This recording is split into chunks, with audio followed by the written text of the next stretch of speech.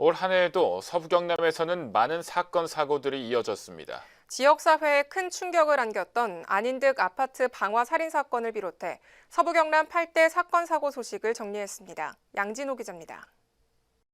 올 한 해 서부 경남에서는 수많은 사건 사고들이 발생했습니다. 그중 진주 아파트 방화 살인 사건은 진주를 넘어 전국을 떠들썩하게 만들었습니다. 지난 4월 17일 새벽 조현병을 앓고 있던 피의자 안인득이 자신이 살던 아파트에 불을 지르고 흉기를 마구 휘둘러 대피하던 주민 5명이 목숨을 잃고 17명이 다쳤습니다. 검찰은 안인득의 심신미약을 인정하지 않았고 계획범죄에 무게를 뒀습니다. 결국 안 씨는 11월 열린 국민참여재판에서도 법정 최고형인 사형을 선고받았습니다. 지난 7월 7일 밤 사천의 한 주택가 골목, 어둠 속에서 한 남성이 둔기를 든 채 차량을 향해 달려오는 모습이 블랙박스에 찍혔습니다. 당시 술에 취해 있던 남성은 다투고 집을 나간 아내가 차에 탄 것으로 오해했고 쫓아와 위협을 가했던 것으로 밝혀졌습니다. 당시 여성 운전자는 200m가량을 후진하며 한참 동안 공포에 떨어야 했습니다. 이 사건은 SCS 뉴스를 시작으로 전국 뉴스화되며 관심을 모았습니다.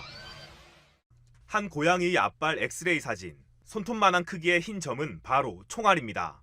산청에서 한 길고양이가 총에 맞는 사건이 발생했습니다.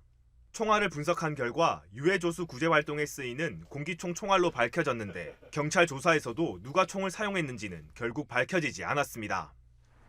지난 8월 당직 근무 중이던 경찰관이 진주의 한 모텔에서 성매매 여성과 함께 있다 적발됐습니다. 해당 경찰관은 경남지방경찰청 소속으로 진주경찰서 내 별관에서 야간 당직을 서고 있었습니다. 하지만 경찰은 근무지 이탈 등을 제대로 파악하지 못했던 것으로 밝혀져 외곽부서 복무감찰 소홀 등에 대한 쓴목소리가 나오기도 했습니다. 올해 남해군에서는 유난히 교통사고 사망자가 집중 발생해 우려의 목소리가 높았습니다. 지난해 단 한 명도 없었던 남해 지역 교통사고 사망자는 올해 총 8명이 발생했는데 특히 지난 3월과 4월 2달간 6명이 숨져 비상이 걸렸습니다. 남해군과 남해경찰서는 사고 증가 원인을 다각적으로 분석해 대책 마련에 나서기도 했습니다. 한 남성이 폐지를 모으고 있던 할머니에게 다가가더니 팔로 할머니를 밀치고 손수레를 밀어버립니다. 진주에서 노인을 상대로 묻지마 폭행을 저지른 50대 남성이 구속됐습니다. 동정전과 14범이었던 남성은 당시 특수상해 혐의로 구속된 이후 검찰에 송치된 상태입니다. 지난 7월 진주에서는 무고한 시민이 행인들과 자녀가 보는 앞에서 하동경찰서 소속 형사에게 체포되는 일이 벌어졌습니다. 경찰이 뒤쫓고 있던 범인의 차와 시민의 차를 착각했던 것으로 밝혀지면서 체포 과정이 질타를 받기도 했습니다.